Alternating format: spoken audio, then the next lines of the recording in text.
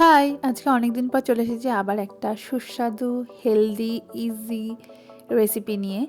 তো এই রেসিপিটার নাম হচ্ছে ডিমের ভেজিটেবল পরোটা।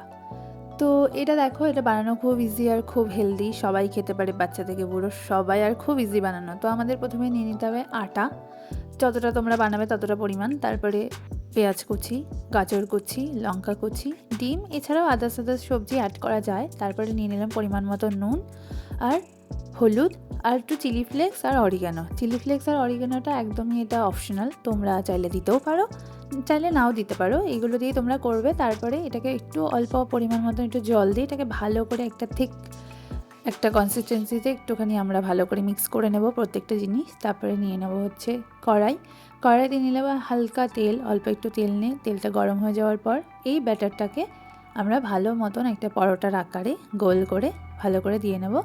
দেন 2-3 মিনিট একটুখানি যখন হালকা ফ্রাই হয়ে আসবে তখন ওটাকে উল্টে আবার ওটাকে 2-3 মিনিট মোটামুটি একটু ভালো মতন ফ্রাই করে নিলেই ব্যাস ইজি।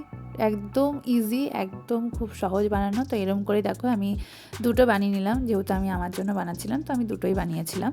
তো এবার ব্যাস হয়ে গেল রেডি। এবার এটার মধ্যে আমরা এটাকে সস দিয়ে খেতে পারি, আমরা আদার্স কোনো কিছু বা শুধুও খেয়ে নিতে পারি, কোনো ব্যাপার নেই। তো আমি একটু সস দিয়ে একটু ডেকোরেশন করে নিলাম। তো আমি সস দিয়েই খাবো। তো তোমরা যে কোনো কিছু বাড়িতে যদি কোনো তরকারি থাকে সেটা দিয়েও খেতে পারো, সস দিয়েও খেতে পারো, ভীষণ ভালো লাগে খেতে। তো আমার রেসিপিটা যদি ভালো লাগে তাহলে অবশ্যই কিন্তু এটা সাবস্ক্রাইব করো।